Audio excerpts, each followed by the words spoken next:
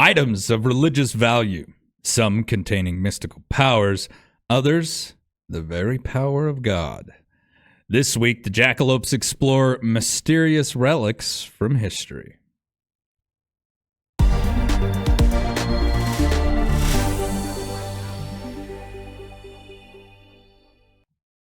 I'm Floyd Whiting. I'm Aaron Linden. I'm Steve Sisson. And I am both Whitings. And we are your Jackalopes. As you can tell, someone is dressed as someone else this week. Who are you dressed as? I was going to say, some bad. people don't Yeah. watch, some people just listen. So I go just- ahead, describe it. I love a description. I wanted to be a cowboy today. Yeah, you're wearing a beard of sorts. The shirt. She's supposed to be me if you haven't checked it. Oh, and my bracelet. That's nice. Oh, check it I out. didn't notice that. Actually, I lost that. Where did you find that one? Oh, it was in your drawer. There we go. Lost in the That's drawer. why I That lost it. I happens. put it away. Yeah. It Stupid. was like on this chain link of all these other bracelets. It was like one of those paper chains, you know? Yeah. Pick up and all of them were attached. Wow. Well, now I That's know where where my they all bracelets are. So now, what made you decide to do this? Floyd left a shirt that didn't fit him correctly on the bed.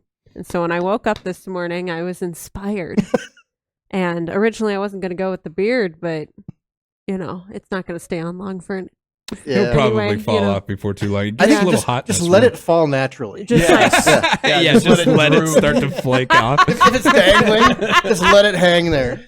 I think you should do that for the rest of the day. if I you know. can. I know. Just walk around like that and confuse the hell out of everyone. To be honest, I had to pee so bad, but I didn't want to walk in the radio station like this. Yeah. So I held it. I'm holding The it best right part now. about doing anything like this, though, is to play like you're not doing anything at all. Right, And just exactly. confuse the hell out of people. You should have seen Floyd's face when I pulled up. It I was pretty hilarious. astonished. Yeah.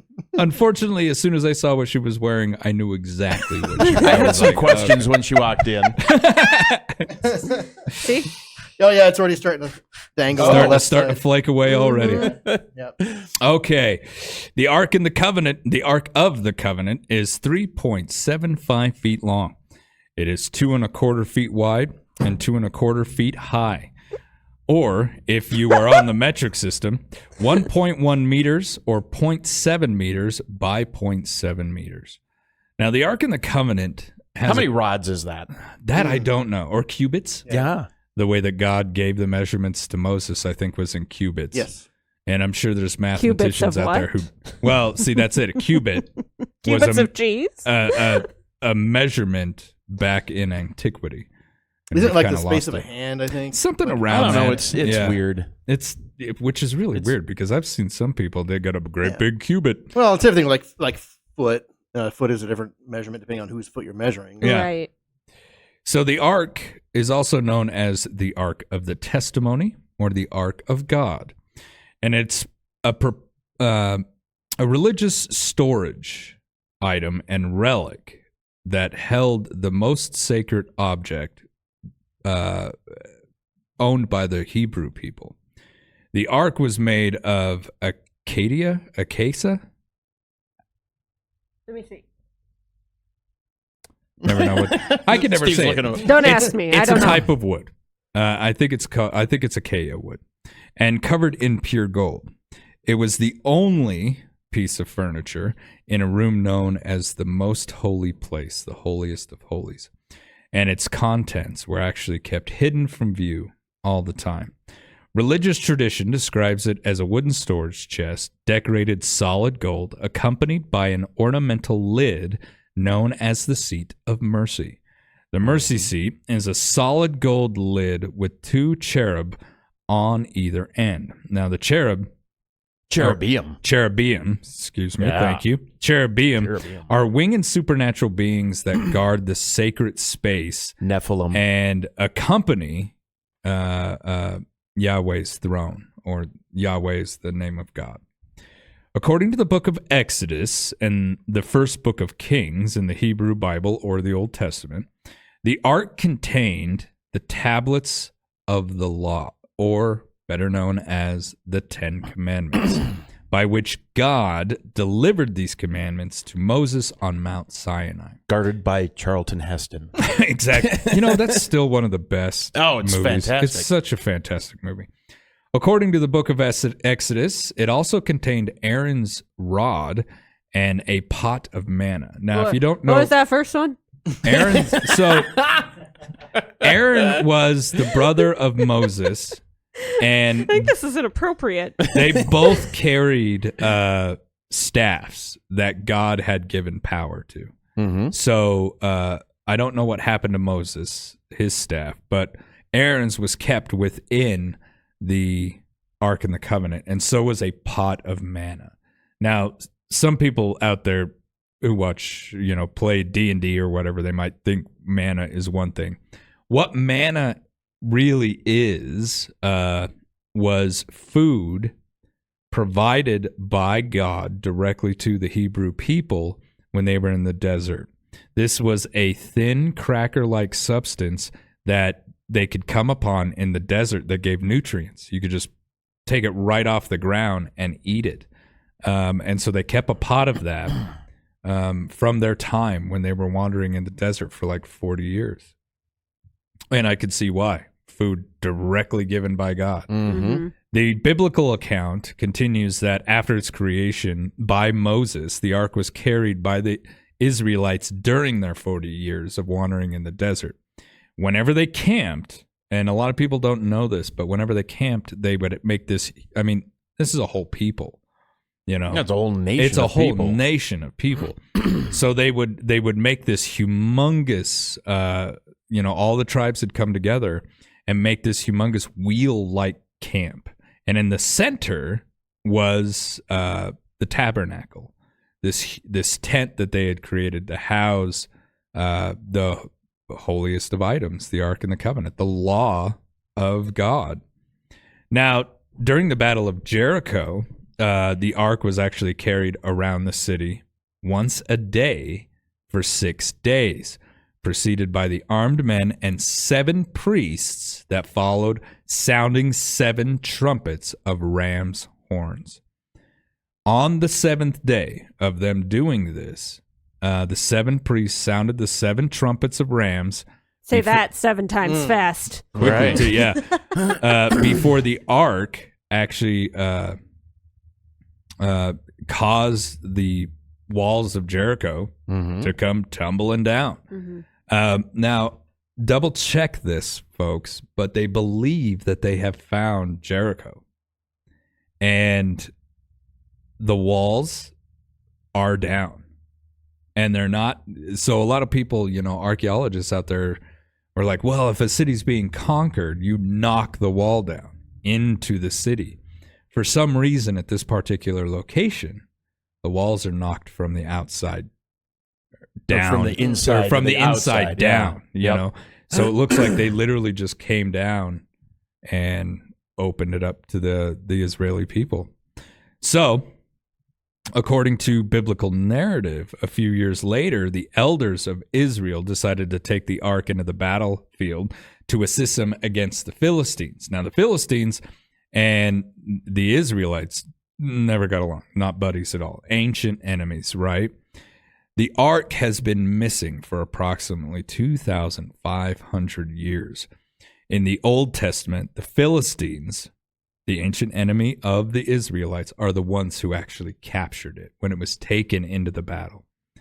After the ark had been moved among them, the Philistines, for 7 months, on the advice of what's called their diviners, they returned the ark to the Hebrew people because they began to break out in boils. The Philistines did.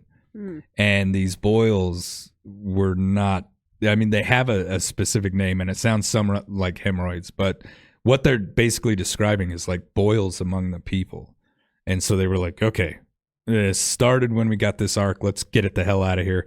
So they took it back to the Israelis, and they took it to kind of an area in the field of Joshua in the Beth Semites. And the Beth Semites offered sacrifices and they burnt offerings when it was out there. But according to stories, out of curiosity, some men were like, well, let's go see what's inside this thing. Ooh, that's face melting. That's bad. It's bad juju. So they walk in there, and sure enough, as punishment from God, and depending on the translation, because I didn't find the translations themselves, but I found that a lot of people are like, well, if you read this, it's that. If you read it this way, it's that. As punishment, 70 of them, or, and this is dramatic, 50,070 of them were instantly struck dead by the Lord for looking within. Just done. So the Beth Shemites decided, we're getting this thing out of here. So they sent it to Kirjat Jehoram to have the ark removed. They basically said, hey, come get this thing. We want it out of here. So it was taken. I don't want to be struck dead. Right? Like, it's really weird because this is such a coveted item. Like, there are people who are like, I need to get a hold of that. But everyone who seems to get a hold of it's like, they have it for a little while and then something horrible happens and they're like, all right, get it the hell out of here. Maybe it's because they're getting it for the wrong intentions. Mm-hmm. Yeah. Yep. Now, it was kept there for a while and sanctified.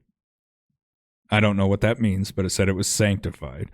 And it remained in Kirjat Jehoram for about 20 years. So it was there for quite a while. Even though it killed all these individuals, they were like, okay, we know not to do that now. let's Tough lesson, but let's go up, let's sanctify it, and then everyone just leave it the hell alone. Now, in the Bible, at the beginning of his reign over the United Monarchy, King David removed the ark from that area, and supposedly amid great rejoicing.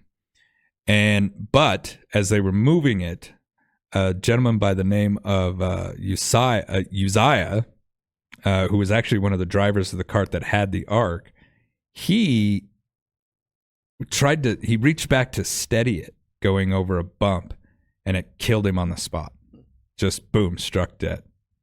And so everyone, this item is not exactly... It's a serial killer. This item, like whatever this thing was or is, I don't even know how to describe it. Like, you don't want to touch it.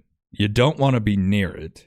Don't want to look at it. Mm-hmm. So these stories that are coming out of like the Bible and other accounts, this sounded like it would gather energy from the nether, right? What did Tesla always say? That there was more energy in like a cup, just a cup. You could run like cities on it if you could figure out how to gather the energy out of the nether. And there's been people who've tried this, Tesla being one of them. Right. What if that's what this thing was? Basically just like a great big battery that gathered all this energy. Maybe the cherubim were actually in this strange formation facing each other as like a conduit. Mm-hmm. But when you touched this thing or fiddled with it, it released that energy instantly. Zap you to death. I believe Mythbusters did like a great show on this thing. Like, what is this? Could it have been that? I think that's probably what it was. Mm-hmm. Very intelligently designed piece of machinery meant to guard the holiest items of a people. Where like, you literally cannot go up there. Now, throughout history, no matter where this object was at, there were always people kind of trained to handle it. And I think those are the individuals who were like, okay, you got to take like, the diffusing rod and touch it real quick. Right, and then you can walk up to it. Throw a stick at it. Yeah, exactly. But, it's like Bob Lazar once said on a different show. He's like, if you took like a really complicated nuclear reactor back in time and gave it to a bunch of scientists, they would open it up, They would want to see how it worked, and everyone in the room would die. Right. And then after that, they would think, okay, well, this thing's cursed, or this is a holy relic that we can never, ever touch again. Get it the hell out of here. And they'd want to get it as far away as possible. They wouldn't be able to explain why they died, but they'd be struck dead instantly, and quite horrifically, by the way. Radiation poisoning is... Well, and there's conspiracies about that it contains some sort of fusion. And because the boils especially were kind of exactly what happens with some radiation poisoning. You get these burns on you, essentially. So and it's not like the Philistines walked up and touched it either. No, they were just near it. They were just, obviously some had to, but it had a carrying system. There were 2 rings on either side, and you pushed wooden rods through and you picked it up. You didn't actually touch the item itself. So that's how it was moved from place to place to place. There's other stories that basically say just because somebody looked at this thing sideways, it killed them. You know, now we got to remember, you know, history plays a horrible game of telephone where if something did happen like that, the numbers could get inflated or the reasons for dying could get inflated. But if we break it down to where it's, okay, so let's look at this not as a religious item, but let's look at this as if it was like a piece of technology that we didn't understand, but for some reason Moses was like, yo, God gave me these, you know, these measurements to follow, so I built this thing. I don't know what it does. It's the power of God, right? Boom. That's what you'd say back then. You'd be like, it's power of God. But what if it was just a conductor or just a battery or just a reactor? And by touching it, just like walking up and touching any of those items that I listed off, you're zapped to death. You'd think, well, there's the power of God, buddy. You don't want to mess with that, right? So then stories take off after that and all of a sudden get carried out of hand. So if we look at it as just that, though, that's enough, especially for that time period. That's plenty tech enough. You don't need to add any mysticism to it at all. That is an amazing item. Now, did it make the walls of Jericho fall down? I don't know. But something happened. If it's gathering power like that, and you're marching around, gathering more power, and somehow that's directed, I mean, just direct energy weapon at that point, right? And I mean, would laser beam? laser beam? beams. Well, or something, Laser. yeah. Or like some sort of sonic thing that like sends out a wave of energy. Right. And when you really, she lost her mustache. Lost the mustache. Keep the beard on for a little bit. Yeah. That's holding on better, yeah. Yeah. When you read some of those stories out of the Bible too, they're carrying this thing around and they were preceded by a tornado. Yeah. Right? And they're carrying this and you're like, well, if it's harnessing energy and it's creating God knows what, you know, God does know. Yeah, what, I guess. probably. Yeah, God Apparently literally he's knows in the what's- loop. Yeah, right. Yeah. A vortex of energy that's spinning up the dust in front of this thing. You're like, maybe that's exactly what it was. Yeah. I don't know. Did they have it when they parted the Red Sea? No, I don't know. I don't think. No, not the Ark. Okay. At least not the Ark. I think. I don't know enough of my biblical history to sit here and say that, but I think he got the 10 Commandments later. I think he parted the Red Sea first because, matter of fact, he parted the Red Sea first because the Pharaoh was still after them at that point. Right. They were being They were pursued. chasing them out. So they were being chased by Get out of my neighborhood. who they believe, they're not sure, but they believe it was Ramesses II who pursued them. And, you know, I don't know for sure, but I've heard through, you know, conspiracy theory channels and whatnot that divers have found pieces of Egyptian chariots at the bottom of the Red Sea. And they're like, we don't know why they're here, but the gold from those things remained. Hubcaps, armor, things like that. And it's still down there. And what an amazing discovery, you know, and who knows? Like, I'm not a Judeo-Christian religious individual, but it's a lot of evidence for the story of the Exodus. I'll tell you that. Right. Yeah. You know, but who knows? So the Ark becomes lost. after David actually brought the ark back to Zion. Now, during the construction of Solomon's temple, a special room called the Holiest of Holies was made just to house the ark. And only certain individuals were allowed to go, like we were talking about. The priests that know how to handle this thing or address it are allowed to go in there and either guard it or stand by it, whatever they got to do with it. But placed in a special room protected by a thick curtain across the entrance. Leaded curtain. I was just going to say the same thing. And see, that's the thing. The priests who guarded this thing, or the caretakers of this item, wore special outfits that had an armor on it. So think like when you go to the dentist or you go to the hospital to get an x-ray. Yeah. The assistant always, she's like, "Oh, you're fine. Let me wear this humongous piece of lead and get behind this But wall." you'll be- Chainmail. Yeah, you'll be fine. I'm gonna go. I'm gonna go way into the other room. Yeah. Yeah, exactly. Leave you in here by yourself. But at the same time, like if you are, because you're only exposed to like X-rays for a couple seconds, right? Click, boom, done. They're exposed to it all the time because they're the ones standing there going click, boom, click, boom, click, boom.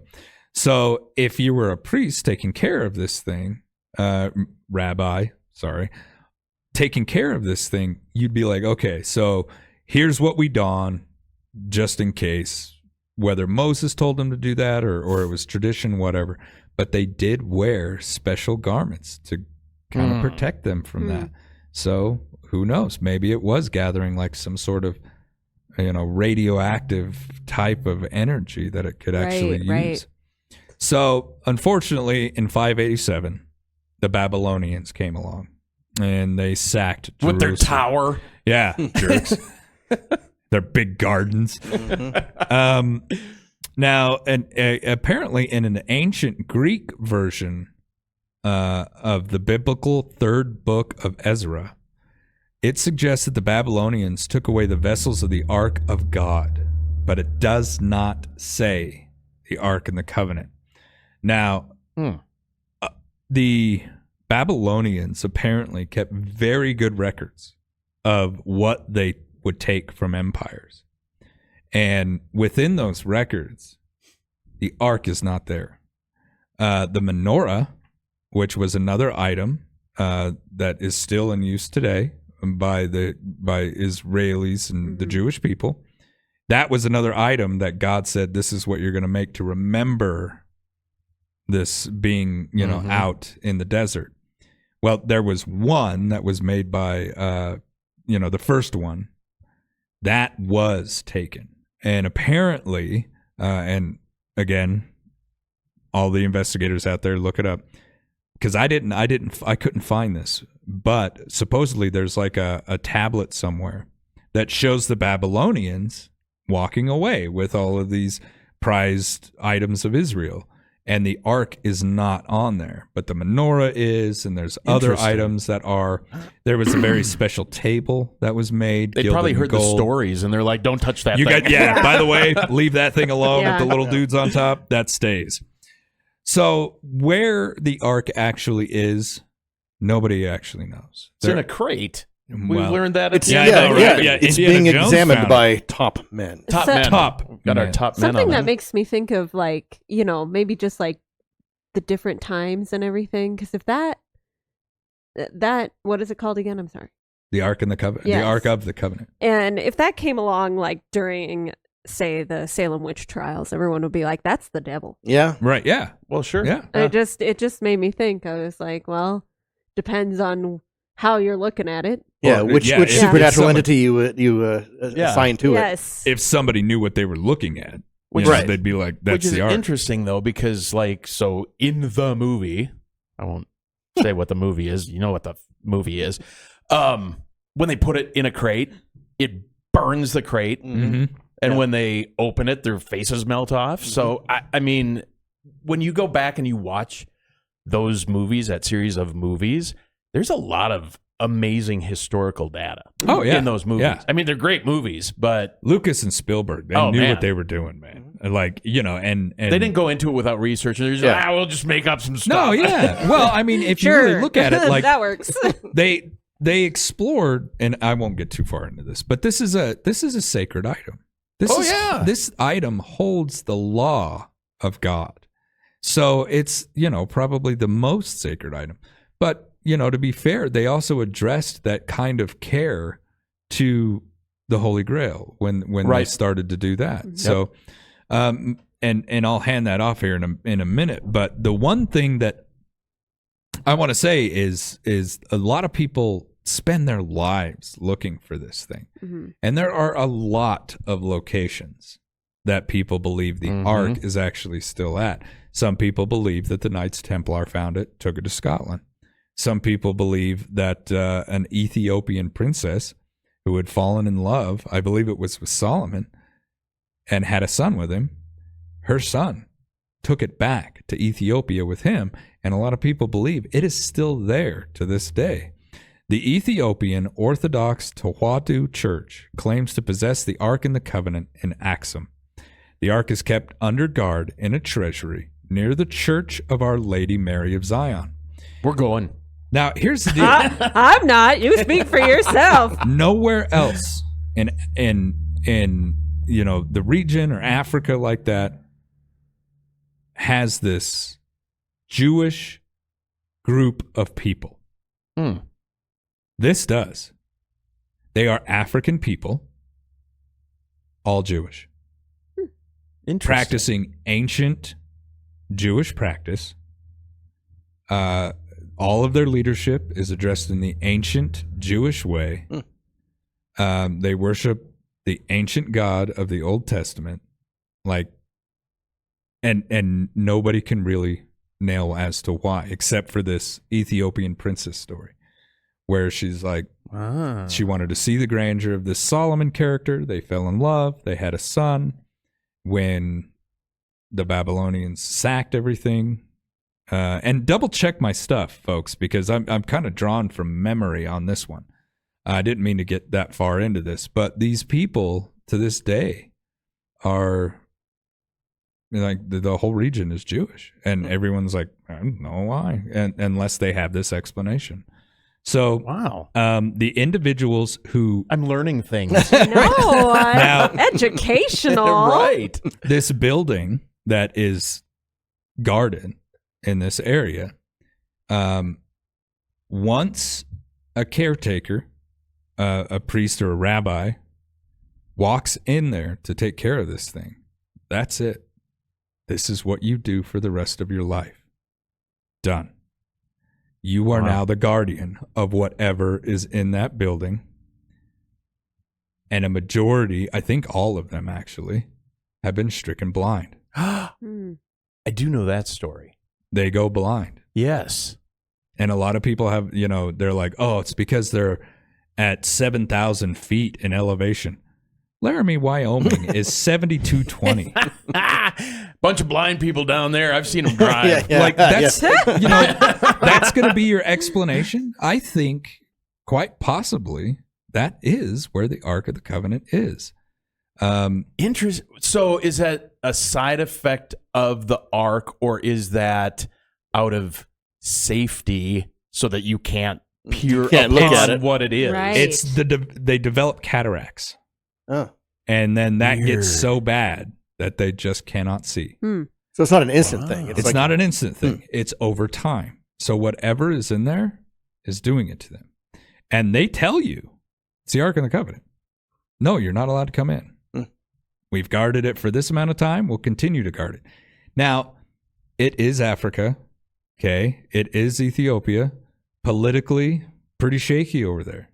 There have been horrible, horrible massacres of people trying to destroy this thing. Wow. Hundreds of unarmed civilians were killed when someone came to destroy it, and they gave their lives. They ran out there to defend this area and died. Unarmed, not giving a damn. And I say, hoo-wah. Wow. What a way to go. You know what I mean? But they were not going to let them in there. But supposedly it's still there, still safe, and still under the care of one individual. So I think, in my opinion, that's where it's at. Now, a lot of other people have other stories, and they've got other evidence. And they're allowed to have whatever opinion they want. But one thing that I do know, I think, is when the ark is returned to Israel, supposedly that's going to help usher in the end of the world.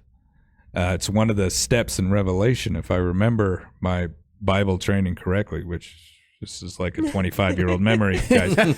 But I do believe that's one of the steps where it's like the ark will be returned and the red heifers, the whole the temple will be rebuilt. Yep. On the mound, and everything will get going. So I don't know, but that's the Ark and the Covenant, and interesting. I would think something radioactive. I don't know. What do you think? Sure, Steve? sounds like it. Yeah. Right. Yeah, I mean, it fits. All the explanations fit that and better than anything else. So let's explore something really quick before we switch gears. I don't think we're ever exploring anything quick. Quick in Floyd terms. What's in Jackalopes the terms. story of Moses? Where did he start his life? His mother wanted to save him, right? Mm-hmm. So she put him in a basket, Sent him down the Nile. Mm-hmm. Then he was found by the Pharaoh's wife. Right. The Pharaoh's wife raised him as an Egyptian. Mm-hmm. Yep. So he would have been taught all the knowledge of Egypt because he was not just an Egyptian. He was the son of the Pharaoh. Right. He would have been given all the knowledge that the Pharaoh knew. And we know the Egyptians had that technology because go watch the pyramid episode. Right. It was a power plant. Yep. So if anybody knew how to put something like this together, It would have been Moses. Mm. alien technology if and Moses. No matter how you look at it, I know a lot of people have a lot of different religious views, but let's say Yahweh, God, was like, I'm going to give you 10 commandments, and that's what I need you to follow. So he gives these to Moses, and Moses is like, even though got upset, and I believe destroyed them at one point. Yeah, he was threw him mad down over because golden cow. he came back down the mountain. He's like, hey, I'm going to go talk to God. He's going to give me some stuff. And he comes back and he's like, don't do anything stupid while I'm gone. Like you say to your kids. Literally, Leave, yeah. right? Yeah. And he comes back down and they got like the golden calf. Yeah. And they're they like start killing worshiping stuff and that, burning yeah. things. And he's like, I was gone for like 5 minutes, and this is what you guys do. right. But so but you've got the holy word of God literally written on stone. So you want to protect it. And so Moses, being the genius that he was like, I know how to protect this. Right. I'm going to make one of these things. And that's that. And, someone might say, well, Floyd, then why didn't the Egyptians have a ton of these things? We don't know that they didn't. Right. That's true. That's true. Yep. We Okay? know about the one because We it's know about famous the in the one. story. Because the Old Testament, the writings of the Hebrew people, which eventually became the Israelites, we get all the history about this item from that, from their writing. The Egyptians may have had this, it may have just been such a common item that they didn't even care. Why are you writing a story about a battery, you nerd? You know what I mean? Right. To them, it was nothing. Could have been. It's just a theory. But what I am saying is that Moses was raised with all the knowledge that the Egyptians had. Excellent point. Mm-hmm. So that's something to keep in mind. He was a genius of an individual, or would have been for his time. Yeah. So if we go along with all of our theories about Egypt, who knows the knowledge that man had. No, that's great. But so that's the Ark and the Covenant. It's still technically missing, even though I believe it's in Ethiopia. So, Emmy, what did you find? You had a bunch of little relics throughout history. So I Googled weird relics. So here we go. Let's listen to I some can't weird wait ones. to hear these. I already asked Grant if I could say penis on YouTube, so that gives you a little highlight. So the first one I found was Galileo's finger. Ooh. In June 2010, Galileo's thumb and middle finger were acquired at an auction by the Florence Museum of History in Italy. The museum already had one of his teeth and another finger on display. These fingers and the tooth were said to have snapped off during transport from one tomb to another in 1737. These little chunks of Galileo were kept as a talisman of his genius and have become a pilgrimage for people to go see. I'm going to give you Galileo's middle finger. He had more talent in his middle finger than the rest of us. He did, though. Yes, and in a time absolutely. when, But Wow. yes, it's become that's a little amazing. bit of a... I didn't even know that. I didn't know that they still had Oh, yeah. chunks of Galileo. Honestly, hanging out. I've learned from my little deep dive into little weird ones, people love body parts. Yeah, Oh. that's very true. Interesting. Yes. Yes. So the next one, and one of my personal favorites, is Napoleon's penis. That was unexpected. For a guy of his stature, how was it?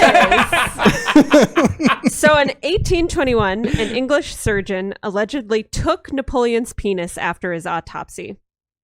Quote from the BBC, quote, "Since its reported severance, Napoleon's penis has been handed down like a strange cultural baton from generation to generation. From an Italian priest in the 19th century to a London bookseller in the 20th century, to the private collection of an American urologist," which That Yeah. makes sense. That Right, makes yeah. sense. Yep. He's like, It's a weird "Ooh, collectible, though. penis." It is kind of strange, right? Do you display it? I mean, what do you do if you have it? So, who paid $2,900? So this is the urologist who paid $2,900 for it in 1969 and kept the stretch of shriveled flesh under his bed in a suitcase until his death in 2007. I wouldn't want it under my bed. Why? Want that? And that's end Under the quote. bed. I don't know why you why would you buy that and not put it like in display? Yeah. Obviously secure. Yeah, we get like a low humidity vacuum chamber or something where you kind of stick And it I in guess there. it wouldn't exactly be like the most appropriate thing, in your office. Just yeah. hanging there. What's that behind your desk there? Well, funny story. Got a story to tell you. At the Minnesota Science Museum, they have the mummy actually behind a wall. So you have to go behind the wall to go see the mummy. So if you don't want to see it, you don't have to. Right. Yeah. But if you do want to see it, it's there. And I think, maybe Napoleon's penis should have been kind of that. You don't got to see it if you don't want to. Yeah, you don't want to see it but accidentally. Here's the arrow to Napoleon's penis. Well, and okay. All right. Think about what this thing actually looks like on display. How old is it? It's not like it was pickled. Shriveled Right. stretch of flesh. That's So what it's a described. stretch. So it was probably put like they do Oh, with fur, they Oh. pin. and they stretch Oh, it. It's like a pelt. It's it's like a pelt. Yeah. a stretch. In science, if you're dissecting something, you use pins to Yeah. hold this over here, hold that over there. So I imagine that's probably exactly what it was. It was just stretched, and it's not like this thing probably even looked much like a penis. Right. Yeah. I mean, Couple over years. time, it's Yeah. not going to retain. I its- mean, honestly, I don't want to get too far in the weeds here, but it's an appendage made primarily of fat and vessel. So if it has no moisture, it's gonna be just shriveled skin. looks like a curly fry. Oh, Pretty- God! Pretty much. Yeah. Crunchy. And I'm not eating those now. Little A calamari. A real crispy. French fry. Yeah. Ah! Uh-huh. Well Good one. played, sir. Well played. So I didn't write my notes after that, but I believe it's not known where it's at now. After And so it's that disappeared one into the guy's black death market. in 2007. Mhm. And to be honest, it's not really clear if they ever confirmed or anyone had it in the first Yeah. place. Could have Yeah. been anyone's, right? Yeah. And it could have been, maybe not even anything. Maybe it was a curly fry. I don't Yeah. know. But Well, and that happens a lot too. I imagine probably, especially with body parts back in the day when Right, that right. was it was okay to collect that, Yeah. socially acceptable. You could just, there were grave robbers all over the place, Yeah. right? Like they'd go and dig up a body and give it to science, get paid a couple shillings for it. So I imagine you just go chop a finger off or chop a woo off and Yeah. just hand it to someone. Grant said we can say penis on YouTube. But like, I mean, you've already know, gone there, so Yeah. you put this thing in a jar, hand it to someone, and say, "Go sell it as this." Yeah. And who, especially back then, who the hell knows the difference? yeah. What a weird claim, though. Like, Right, I have Napoleon's penis. right. That would be Seems a weird like a claim. really low budget movie. Like the Right. search for it, like where'd it go? The search for. National Treasure 3 is a really weird one. Just Nick Cage coming out of some cavern. Got a jar. Always looking concerned. I need to Is find that a new it? line of work. Is that it? No, it's a curly fry. Yeah. Just No. taste it a little bit. Fell out in the car about 2 weeks ago. French fry for the car, as I like to call that. Okay, you ready for the next Ready one? for the Oh next man, one. I don't know. Yeah, where do we go Fun from ride, there? though. That one is a fun Honestly, ride. that one was my favorite. But the next one is Einstein's eyes. Okay. Ooh, I've heard about his brain. I haven't heard about his eyes. Yes, so his brain was taken as well. So after his death in 1955, his brain was removed for scientific investigation, and as were his eyes. Problem with that is the pathologist performing that autopsy, Thomas Harvey, did not actually have permission to take these things Yeah. or do the autopsy in the first place. Mm. He got permission, quote unquote, if you want to call it that, after the fact from Einstein's son, but he had already done it. Yeah. And Ask for forgiveness. yes. Right. And from what I heard, his brain was actually cut up into something like 200 pieces. Yeah, they actually sliced Yeah. so that they could examine it. Which is wild to me. I don't know. Don't do that to my brain. Yeah. No. Please tell people not to No do one's that going to my want to brain. do that to my Burn brain. me burn me to a crisp. They're please. gonna get mine I'm out. and they're thinking gonna be more. I don't care about the brain. Just don't Napoleon me. I wouldn't mind that, actually. I mean, if that was the one piece of me that survived and I'm not around anymore, It lives Legend. on forever. do with it what you will. Legend. Hang this in your office, Chuck. Oh my god. Anyway, so his eyes were taken during that time, and his eyes were handed over to his ophthalmologist. Is that how you say that? I think so. Yeah. Yes. So Einstein's ophthalmologist. It was they were handed off to him, and his name was Henry Abrams. Sorry. And then I'm unsure how they were preserved because someone mentioned pickling. Yeah, I was going to Yeah. say that's the first thing that came to my mind. And then when I saw a picture of what they supposedly looked like they were encased in resin. Okay. So I'm not sure how they were preserved. Well, I imagine I would probably want to pickle it first and then resin it. Yeah, like formaldehyde. And Well, because sad. That makes me so sad. and I it don't is know. it is sad, but I don't want it to rot from the inside. right. Yeah. Exactly. So I want to try and preserve that as much as Right. possible. So if you're going for preservation, I think that's how you do it. And I'm sure Yeah. there's a lot of people out there who know how to do whatever the hell that is a lot Yeah, better maybe than that. but- I don't want to talk to those people right No, now. I don't no. know if they know how to pickle an eye. Yeah, no thanks. I'm a little concerned. I have a but- certain set of skills. So either way, however they were preserved, it looks like the eyes still remain in a safe deposit box in New York City after his ophthalmologist's death, Okay. which is so sad.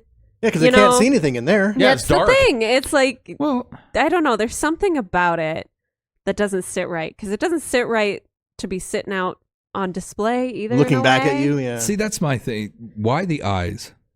Yeah, that is an odd thing to... You know, I get the brain. I mean, all yeah, right? the penis is just fine, but the eyes, that's a little weird. we got to draw a line. Well, any body part. I don't think it's okay to do that at all with anything. But why the eyes? Because, like I said, I get the brain. You know, he was so smart. Yes. He made such an impact on But then again, humanity. he did that unethically too. no, know? completely. Mm. So it's like completely. it all just kind of leaves a bad taste in your mouth. Yeah, As this man for was robbed. Galileo's fingers and teeth and whatnot, those fell out. Those are free game. Yeah, they snapped off. Yeah. They're the chip that fall out of the bag. The dog is allowed to get that. Yes! They're Yes. allowed to get it. Hit the floor. It hit the floor. That's for the dog. Yes. But if you're gonna go in and take it, you are a thief. And yeah, I mean, it's horrible. Yeah. It's terrible. Yeah. So that was Einstein's eyes. And I have one more that is also a very, very good one. Oh, no. Oh man. Thomas Edison's last breath. Oh, that's a good one. Yes. I like that. So the Henry Ford Museum in Dearborn Yeah. Yep. in Michigan has a clear glass vial with just a cork at the top and it's just, positioned almost like a little microphone or something is what one of the articles described it as. I saw a picture. I'll give Grant the picture too. And it is alleged to contain Thomas Edison's last breath. Yeah, just kind of breathed into it and they capped it off. And Yeah, whoever was with him, which I believe was his doctor at the end, apparently put the tube right there and just... What if that's the soul? yeah, and that's right? why they What did if it. that's Yeah. What if that's the soul? That's why they did That's it. just Really? trapped That's in a why they did jar. it? Because they That's horrible. believe the last breath, and I don't know what religion or anything they are, but at that point in time, they were believing that was his soul coming out, and they captured it. and they captured it. Which So is, what good is that going to do besides trap me here in this plane of Yeah. existence? I don't You know what know. I mean? Forever a prisoner. Don't do that. Yeah. Man. That's horrible. Well, it depends whether or not souls can go through glass or whatever the container is made out of. Yeah, I don't think there was any sealing happening. There's cork, whatever. Yeah. But Yeah. things and can get through a cork. So things probably have mixed and changed over the Yes, I don't think it is actually anything but air now. I did think I saw somebody one time selling jars of air from a Britney Spears concert. No. I mean, That's yeah. hilarious. Yeah, so I mean, it's kind of the similar idea. There were also people selling jars of air from Ireland or something to people in cities, like smog-riddled Yes. cities, so that they could open it and be like, Yeah. What about those people? Spaceball. I know. Yeah. Perrier. Yeah. That's What about weird. those people that sell their farts? Yeah, now that's something. Oh. Jarred farts. Yeah. I mean, That's there's not hip there's to a that, whole I guess. market I for that don't know. probably out there. wow. Man, people will buy anything. Seriously. There is a all market I've for got everything, is yeah. People will buy anything. Woo. But yeah, that's my little fun list of weird That was relics. really interesting. I like that Yeah, because that's great. and you're right. Body parts for some reason Uh, are a People big are relic into the thing. body parts. Yeah. Well, it reminds me, this is all off of memory, but isn't there the holy foreskin, the circumcision of Jesus? Yep. And I think That's amazing. something like I've never 18 heard different of that. churches claims Yeah. to have possession of it. Multiple saints are buried so that you can see their remains. Well, and there's they're- remains in each of the altars at churches, right? I mean, there's actually a yeah. chip of bone from a saint or Yeah. whatever. That's a piece of something. Yeah. Or clothing or whatever. Well, no, I don't think you can have it because what is that? Second tier relics are like their clothing and Yeah. stuff. Third tier are like stuff that they touched or Right. whatever.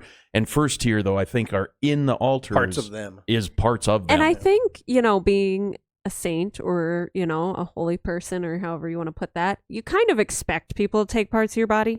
Because you're like, that's what is in there already. I assume I'll be part of that, you know? Yeah. But And like these poor, like Einstein, I'm just like so that was just bummed about unethical. that. Was an absolute unethical Yeah, thing for him to it's do. sad. I mean, I've watched a show on his thought process that he later told friends, like where he said he couldn't resist the idea that all of this was going to be lost. That was there something special about him? And if there was something special about him, what was it? But that's the thing. He could have given his body to science if he wanted to be Well, dissected. see, Right, yeah. He Like, could have that is- given that that is- consent. yeah, when science takes your body, that's That's Yeah. That's It yeah, makes me man. uncomfy. Yeah. And there's a lot of people who kind of they opt out of the donor system once they learn that like you're a donor, man. They can take anything. You're Yeah. a donor. Now, I'm still a donor because Absolutely. I don't care. Me too. Yeah. you take whatever you need. I don't need it anymore. Right. To me, once whatever Floyd is out of this body, this is just a husk. It is a whole bunch of nothing. I guess. But if I were not, at the point, like when I die, if I didn't have viable organs anymore, please burn me to a crisp. Yeah, just ashes to ashes. That's you know? all I want. Because like one of my biggest fears is that you're still conscious somehow, No, the yeah. brain But- lives on for 10 minutes but after. your body is gone. Yeah. She's So you're afraid of being just buried trapped. Oh. That would suck. And Dead ringer. Yeah, so I would rather be burnt to a crisp and know that everything is good to go, and I can Finish the job properly. yeah, like, Yeah, just the end only it thing all. I have to put say me on about a shelf, sprinkle my ashes. I don't care. is so. that and this is weird, and I don't know why I know this. I don't know why I know a lot of things, but crematorium, not everything burns. Mm-hmm. So then they put you through what is called the pulverizer. Yes. Do they make sure that's super clean before they run the next one? Yeah, through? you get mixed up with other stuff. Right. Yeah. You know, And that part kind of creeps me out. Like, you got a little bit of Johnny in there, and I don't know. There was actually a case, not too long ago, I believe. I don't remember where it was, but it was on one of my crime podcasts where this crematorium got so backed up with things that they just start giving out like mixed bags of ashes. Just super It's not disturbing. good. Yeah. It's not hey good. man, it's a party. I was going to say, you got friends you're hanging out with. Yeah, you got someone to talk to in there. Hopefully they're good people. Yeah, right. I don't know what to tell you. Alan's a dick, man. I think I've got part of Napoleon's penis next to me. It's touching my elbow. It's like a Band-Aid in a pool. Which is funny because do you know what the medical term for your elbow is? Your weenus or Your whatever? Yeah, the weenus. Yeah. Yeah. Yeah. So if it was touching that. All right, Aaron, what'd you find, brother? Oh, man. So, the Holy Lance, the Spear of Destiny. The Spear of Destiny. For This is a some, good the one. spear is an object of vast occult power. It's also known as the Lance of Longinus. Why is it the Lance of Longinus? And why do some believe it has incredible power? Well, in the Gospel of John, it says, "But when they came to Jesus and saw that he was dead already, they brake not his legs," because biblically they couldn't. But one of the soldiers with a spear pierced his side, and forthwith came out blood and water. The soldier was the blind Roman centurion Longinus. One version of the story, Longinus stabs Jesus, and the blood and water sprayed the centurion in the eyes and restored his eyesight. He had been blind prior to that. Longinus, amazed by this and humbled by the miracle, later converted to Christianity and was eventually crucified in 45 AD. How ironic. The Spear of Destiny has also been described as a key to world power, a magic wand of war, and gives the possessor the ability to command and conquer unstoppably. In the 8th and 9th centuries, Charlemagne, he was the first Holy Roman Empire, or emperor rather, was supposed to have personally wielded the spear on 47 successful military campaigns. He supposedly dropped the lance one day and died right then and there. Wow. So there's a lot of, with the arc and this spear, there's a lot of similarities of wielding power and dying Yeah. because of it. Then early German king Henry the Fowler also carried the lance, according to legend.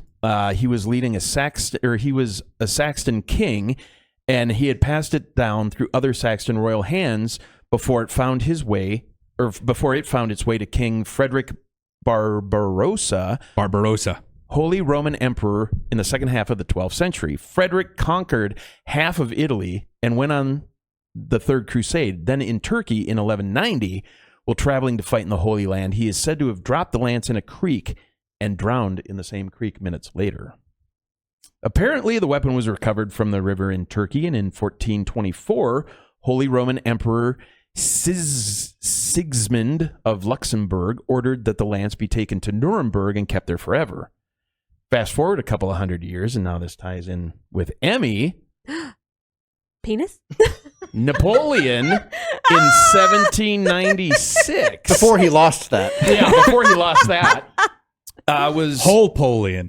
yeah, right That's hilarious. going to Nuremberg. Also, I just real quick Yeah. interjecting because the BBC article that I was reading all this off of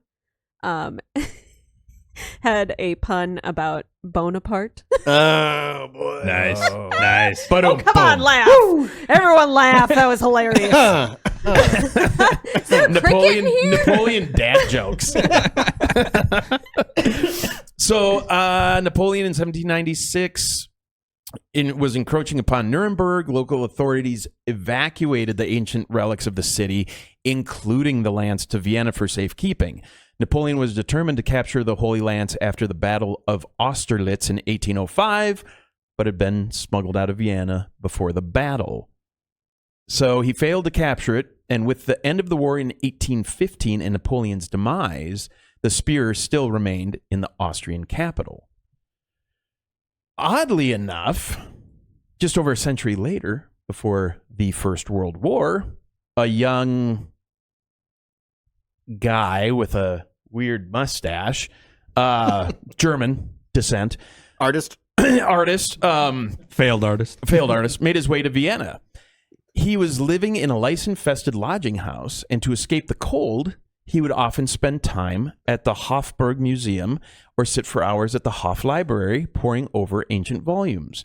One day, this person set eyes on an exhibit at the museum, which was, he later wrote, to change his life forever. The artifact was the Holy Lance, a prized part of Habsburg's imperial treasure trove. When this little German guy was in his 20s, he met a man by the name of Walter Stein, a philosopher and an expert on the Holy Grail. Stein later claimed that he believed this guy was a black magician obsessed with his personal destiny to one day wield great power. This little German guy told Stein that it was the Holy Lance itself that he saw as the key to his future power. He also claimed that one day when glancing upon the lance, he had a powerful vision of future power. Stein later wrote that at a very young age, the little German dude seemed to emanate an evil charisma. On October 13th, 1938, under the little creepy German dude's orders, the lance and other Habsburg relic were placed on a special train and taken to Nuremberg under guard. There it was housed in St. Catherine's Church. 7 years later, when the war was about to end, American forces located and took possession of the spear just 2 hours before this person purportedly offed themselves in 1945. The spear includes an iron nail. I've got pictures for Grant, which is to be iron nail, which was held to be an actual nail that was hammered into Jesus while he was on the cross. It is known as the nail of our Lord. The golden cuff, which is still attached to the outside of the lance, bears a Latin inscription that translates as the lance and the nail of the Lord. In 2003, they did tests on it, X-ray and a bunch of other stuff, and it was determined that the spear that was in Vienna was actually made in the 7th century AD, many centuries after Christ's death. A replica. Interestingly, though, a fellow by the name of Dr. Feather did establish that the nail was consistent with nails from that time period. So where's the spear today? As it turns out, there's actually several different spears. Yeah. One is... So, like, several actually or several being claimed? Several being claimed to be the real spear of destiny. Like the foreskin, multiple foreskins. Yeah, Yes. multiple. Armenia, Vienna, Krakow, and the Vatican. Interesting. This is the oldest known example of the Holy Lance at the Vatican, which has records that date back to that time period. But through its travels, through history, and getting to the church, from Constantinople to Paris, finally to Rome, the tip broke off and was lost. Oh, gosh. Man. Kind of like, well, we'll just record over the moon landing. It's not that big a deal. Not that big a deal. So literally all that remains is a drawing of it Oh. at the Wow. Vatican. Wow. Now, was this just an unremarkable spear until, like, stuff happened to it? Because of the stories, the legend of Longinus stabbing it into him, they felt like because he was healed, that it contained incredible power of God. From when it was made. From when it was made, the original one. So everybody's been after it. And because they thought, well, it has miracles. If you hold this thing in front of you going into battle, you're guaranteed to win. And kind of. I mean, you look back at some of these other guys that had it, 47 battles, and he claimed that it was because he had the original spear.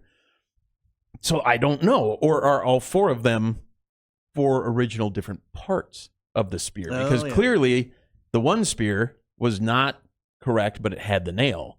Well, then maybe another one has a fake nail, but the real spear, or the correct staff, or I don't know. Maybe there's more than one because it just kind of got cobbled apart over time. I try to think of moments after the crucifixion.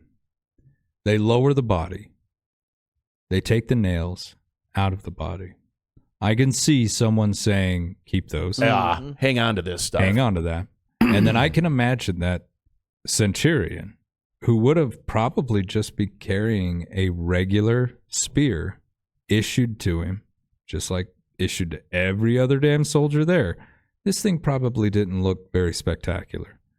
You were a centurion who was there to guard the dying thieves, murderers of the area. You're an executioner. Not even that. You're watching the execution. Yeah. You're guarding the execution. It's not like I don't know. There, Roman historians might say, "Oh, it was, grandeur," but I wouldn't think that the spear he was issued would be any different than that of someone on the front line. Right. And when you look at the picture of it, you're like, it looks like a spear. Pretty unspectacular. It's been the golden cuff that holds the actual nail. And I mean, that's all adornment afterwards. But the spear itself, Right. You'd walk by it laying in a field somewhere and be like, man. Yeah, exactly. It's not and a I big would deal. imagine that's how, kind of like one of that series of movies that we were talking about before when it comes to the Holy Grail. Jesus was a carpenter. There's not going to be any jewels, diamonds, or any grandeur There's to going to be a anything clay that cup. he technically owned at all. I mean, it probably just a regular wooden cup. Although, and we're not getting into the Grail, but I have seen photos of what a lot of people believe the Grail actually is. One individual, it's like made out of marble, stone, carved. Just typical cup is what I would imagine. So I would think typical everyday spear that doesn't look very fancy, but under Charlemagne would have been given a lot of adornment. Yeah, Charlemagne, that's, look up that history. That was an individual. So was Barbarossa. Heck of an individual. They would have adorned the hell out of that thing. Yeah, so I could only imagine what this thing in reality actually is. And just like what you were talking about before, the old the broom story, right? You get a broom, use it for a couple of years, you decide it's a great broom, but then you got to replace the bristles. Mm-hmm. And then the next year you got to replace the handle, and then the next year you got to replace the wire that holds the two together. Do you own the same broom? Yeah. Right. Yeah. And so I imagine enough people looking for this thing, trying to find it, trying to keep it for themselves, or even just an item, just a piece of, Just the tip. just the tip, Just the tip. So like at the same time, I could see people just destroying it throughout history as well. Well, and they tore apart the pyramids. I mean, people don't realize what they have, or maybe they do, and they're like, okay, swap this out. Yeah. I want the nails, but keep the rest of it. I just find it incredibly intriguing that when that guy was losing the war, he still had people on the hunt for ancient artifacts and relics. Yeah, a lot of resources went to that. A lot of resources went to that. So you wonder, is it just an item, or does it hold some sort of power? Because, I mean, there were a lot of people that wanted to get their hands on these things. Maybe because the they thought power is just what you put into it. Yeah. Well, and even with mass-produced objects, there are some that are better than others. It's just like when they're stamping all these things out, certain things align properly, and this one ends up being a real good one. Yeah. And the rest of them are just kind of normal. So, stuff like that can happen naturally. Now, when it comes to like the Ark and the Covenant, when the Ethiopian prince took the Ark back to his country, they left a replica behind, knowing that, people are going to walk in here, see it. They're not going to walk up and touch it. Mm-hmm. So but when they look at it, it'd be convincing enough. It'll be convincing enough until we get out of here. Mm-hmm. And so, like you were saying, that could have happened throughout history. Just, make this typical looking spear, not very fantastic, and then run in and replace it.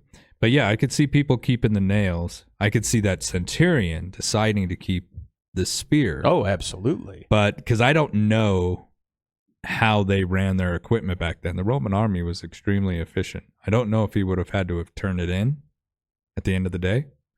I think after everything that went down on that day, they probably weren't too concerned. They were like, okay, everybody just leave. Well, you've never had to deal with a supply NCO, though, either. I don't give a shit what happened today. Turn your weapon in. I don't care, But, like, it might have been different back then. They might have issued that to you, and that was it. It That's was yours. forever, You take whatever. care of it. It's yours forever.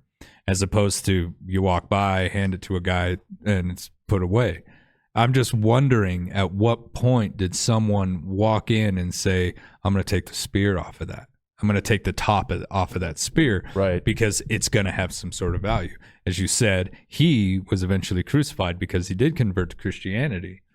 He witnessed a miracle. He knew it. He decided, okay, this whole Roman thing ain't working out.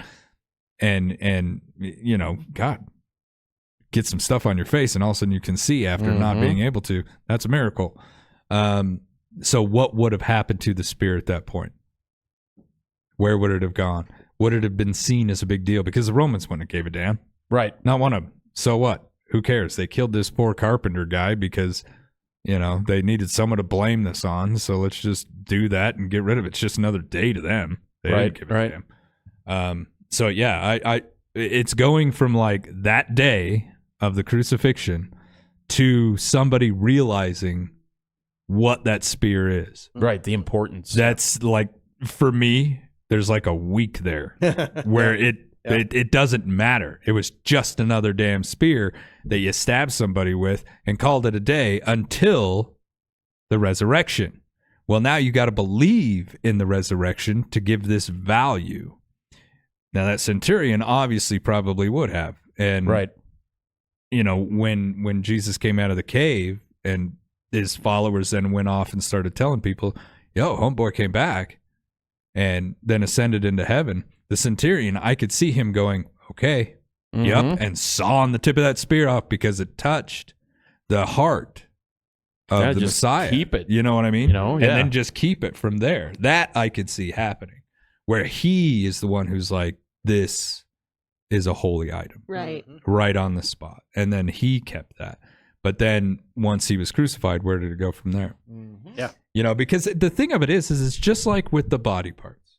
You don't know that's their finger.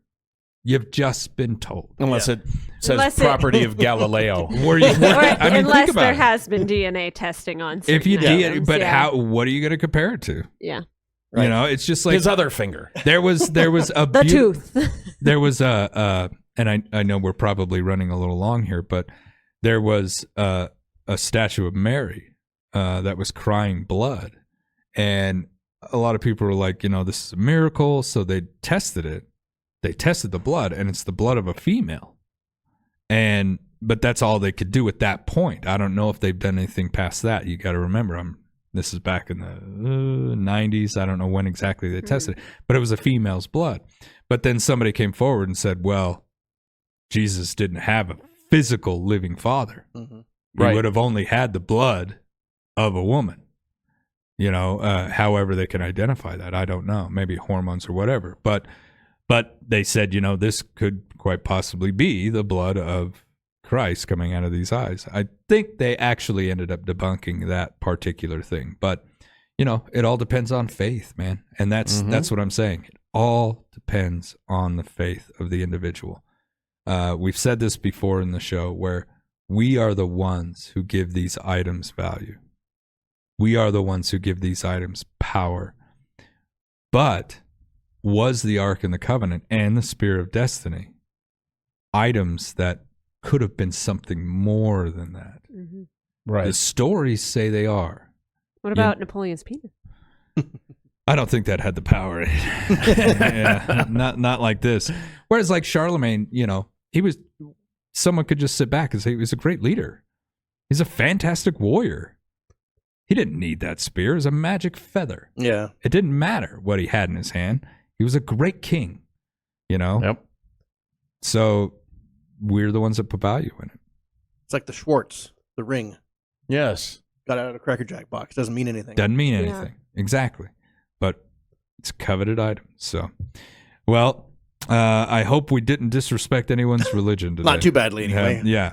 So, because we tried to deal with this stuff in respect, because there is a lot of faith attached to these items. There's, Yes. you know, especially the spear stabbing the Messiah of the Christians, and the Ark and the Covenant that holds the law of God. So, fantastic items wherever they are. Will they ever be found? And if they are found, could they be tested? Mhm. I wouldn't want somebody destroying something just to see if it was real. Right. True. And, you know, so I don't know if we'll ever get to the bottom of this. I personally feel that the Ark is in Ethiopia and under the same guard that it's been under for years. And if it is, let it stay there. Because if it goes back to Israel, Ooh. Make no plans for the future. make no plans for the future. Right. Sure, I'll write you a check. All right, you've been watching Jackalopes Explore. I'm gonna keep the beard of Floyd.